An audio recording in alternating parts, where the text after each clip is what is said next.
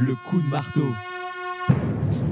Et aujourd'hui, c'est le coup de marteau d'Au Bon Tweet. Au Bon Tweet que vous êtes toujours aussi heureux de retrouver le mardi. Bonjour Au Bon Tweet. Bonjour Clémence. Vous allez bien ? Bah écoutez, ouais, ça va. Pour l'instant, ça va plutôt pas mal. On est toujours vivant, figurez-vous. Oui, comment ça ?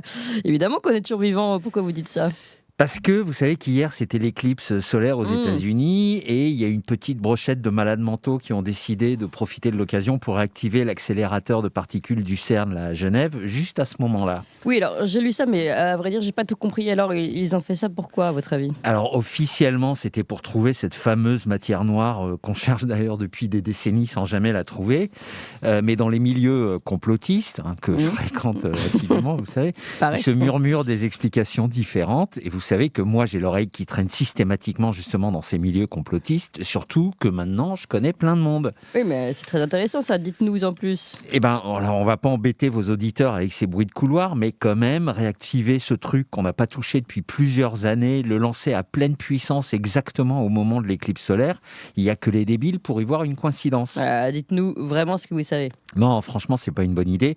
Déjà que je passe pour un cinglé chez certains amis et même certains membres de ma famille. En plus, je voudrais pas aggraver mon cas. Je vous dirais juste qu'il est question de vortex. Voilà. Donc maintenant, si ça intéresse vos auditeurs, ils vont sur un moteur de recherche, ils tapent 8 avril éclipse CERN vortex et ils verront bien ce qu'ils trouvent. Mais attention, il faut le faire sur un autre moteur que Google parce que Google, ils sont en train d'enlever toutes les pages complotistes pour qu'il ne reste que des résultats correspondant aux thèses officielles. Ah oui, ça aussi, ça j'ai entendu, c'est vraiment du foutage de gueule. Oui, alors figurez-vous qu'on ne pouvait rêver meilleure transition, vu que c'est exactement le sujet de ma chronique, le foutage de gueule. Alors, juste à ce sujet-là, je vais quand même me permettre un petit aparté. Il y a un peu de redondance dans ce que je dis, mais mon boulot, moi, chez les complotistes, c'est d'éveiller les gens avec des trucs un peu simples. Donc, il faut que je répète, que je marque. Oui, bien sûr, comme une propagande finalement, comme une publicité. Voilà. Alors, on vous écoute. Oui, alors vous savez Clémence, on me dit souvent pourquoi tu déconnes tout le temps, c'est sérieux ce qui se passe en ce moment, c'est ça.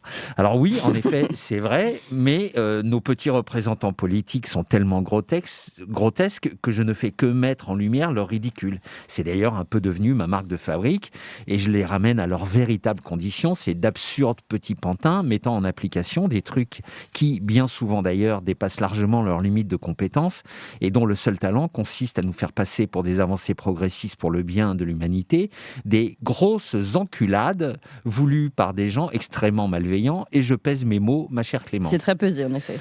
Voilà, donc en vrai, ils passent leur temps à se foutre de notre gueule et à nous prendre pour des abrutis et à nous parler comme à des enfants de 6 ans, et je vais vous donner quelques exemples pour vous montrer à quel point c'est le cas. On attend ça avec impatience. Alors, je vais commencer par une déclaration de Valérie Ayer, vous savez, la candidate macroniste là, aux européennes, qui très est sortie, charismatique. Voilà, qui est sortie de nulle part, dont personne n'avait jamais entendu parler, et qui a déclaré ce week-end, pour nous vendre son projet européen tout moisi, qu'ils ont, je cite, négocié la politique agricole commune la plus verte qui soit, parce que, je cite toujours, les agriculteurs sont les premières victimes du changement climatique. C'est très gentil pour les agriculteurs, ça. Je sais très bien, ma chère Clémence, que vous ne pensez pas un mot de ce que vous venez de dire, et vous avez parfaitement raison, parce que concernant les agriculteurs, quand on ne prend pas les gens pour des cons, voilà ce que ça donne. Notre feuille de route, dictée par les gros fonds de pension, et notamment BlackRock, c'est d'étouffer petit à petit les agriculteurs pour qu'ils n'aient plus d'autre choix que de vendre leur exploitation une bouchée de pain, que nos amis de la finance se feront un plaisir de racheter. Mais comme on ne peut pas le dire comme ça, on se cache derrière un combat écologique à la con, qu'on respecte uniquement quand ça nous arrange d'ailleurs, ce qui nous permet d'imposer des conditions de production absolument draconiennes aux agriculteurs, alors que dans le même temps, on ouvre nos portes à des produits venant notamment d'Ukraine, dont l'agriculture, au passage, est déjà contrôlée par BlackRock, ce qui fait une concurrence déloyale, et ce qui accélère la chute de nos paysans. C'est, si vous me permettez l'expression, Clémence, de la bonne enculade, ça. Alors, vous en avez d'autres exemples Alors, je n'ai que ça. À partir du moment où rien n'est sincère, ils sont obligés de se foutre de notre gueule sur absolument tous les sujets. Donc, par exemple, j'en ai parlé plusieurs fois, mais la manière dont on nous présente la guerre en Ukraine, c'est affligeant de conneries. Donc, je précise, parce qu'en ce moment, je me fais harceler par les trolls, et je suis même sur des listes, comme au bon vieux temps des années 40. Je ne touche pas un rouble, je ne roule pas pour Poutine, je ne suis pas spécialement pro-russe, mais je déteste qu'on me prenne pour un con, et ça me rend taquin. Alors oui, c'est vrai que j'ai une ex-femme russe, mais j'ai aussi une ex-femme bretonne, et c'est pas pour ça que je soutiens le doigt à franquise. Voilà. Donc alors, la guerre en Ukraine. Oui, donc si vous écoutez BFM ou LCI, la guerre en Ukraine est menée par un dictateur très méchant qui, au bout de 22 ans de règne, a subitement décidé d'envahir le monde, en commençant par l'Ukraine, probablement à cause de ses 14 cancers, couplés à son syndrome d'hubris. C'est pas vraiment comme ça que ça s'est passé ? Non. Alors, en tout cas, c'est une vision extrêmement raccourcie de l'histoire qui oublie de mentionner le coup d'État de Maïdan présenté comme une révolution orange, mais dont le fameux coup de fil de Victoria Nuland, vous savez, celui ou celle qui compose le gouvernement ukrainien et où elle dit que l'Europe allait se faire enculer. Ce fameux coup de fil, disais-je, laisse penser que c'est vraisemblablement un coup de la CIA. Donc ça oublie également soigneusement de parler des bombardements dans le Donbass depuis 2014. Ça oublie de rappeler toutes les mises en garde de Poutine depuis le discours de Munich en 2007. Ça oublie de préciser que la plupart des enfants des gros pontes démocrates américains étaient employés dans les entreprises ukrainiennes, etc. Mais alors, etc. ça change quoi ? Ça change que plus on a d'informations, plus on peut penser avec justesse et plus on peut être nombreux pour contrer les envies suicidaires que pourraient avoir certains dirigeants occidentaux. Je me comprends. Et c'est comme ça pour tous les sujets, à votre avis ? Absolument tous, c'est ça qui est délirant. C'est quand, par exemple, on vous dit que les Arabes ils font des attentats dans les pays occidentaux parce qu'ils détestent notre mode de vie. Je suis désolé, mais là encore, on nous prend pour des grosses truffes.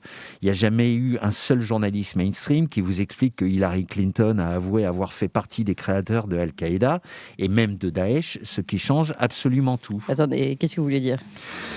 Alors, ceci n'est une explication qui n'engage que moi, mais quand on observe attentivement ce qui se passe, et quand ça se passe, on a une impression hurlante que l'islam radical est utilisé par les services secrets occidentaux quand ça arrange leurs objectifs à court terme. Ça, personne n'en parle jamais, à part des gens qu'on ne voit que sur des médias comme le vôtre. D'ailleurs, si je peux me permettre un compliment, Clémence, si l'intégralité de la population connaissait l'existence de médias comme Toxin, BFM et TF1 feraient faillite dans l'heure. C'est très gentil. Bon, alors en tout cas, on se fout de notre gueule sur quel autre sujet ? Non, mais en plus, je le pense. Voilà.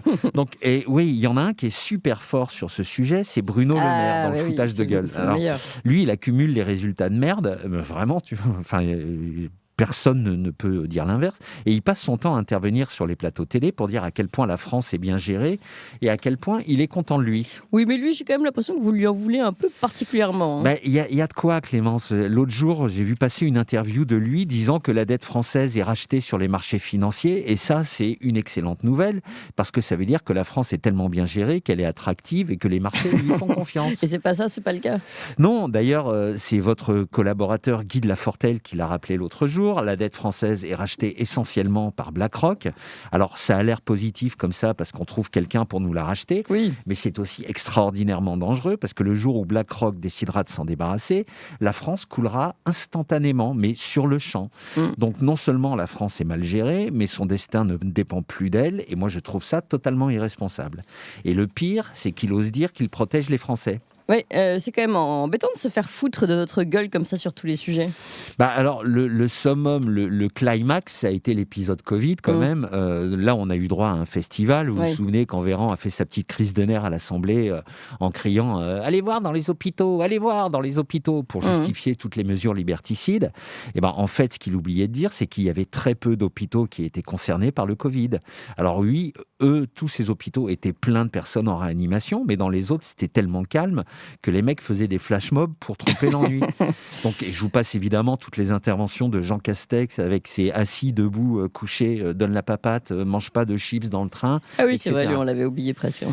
Oui, alors il faut reconnaître que c'est pas le mec qui m'a le plus impressionné par son charisme, et aussi quand les médecins de plateau expliquaient que les non-vaccinés étaient des égoïstes anti-science.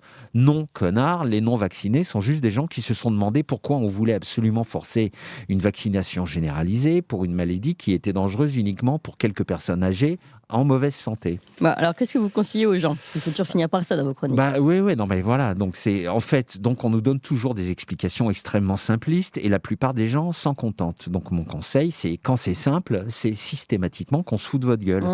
Et certaines personnes décident de ne pas se contenter de ces explications et veulent se documenter sur ces sujets. Et c'est ce qu'on appelle les complotistes.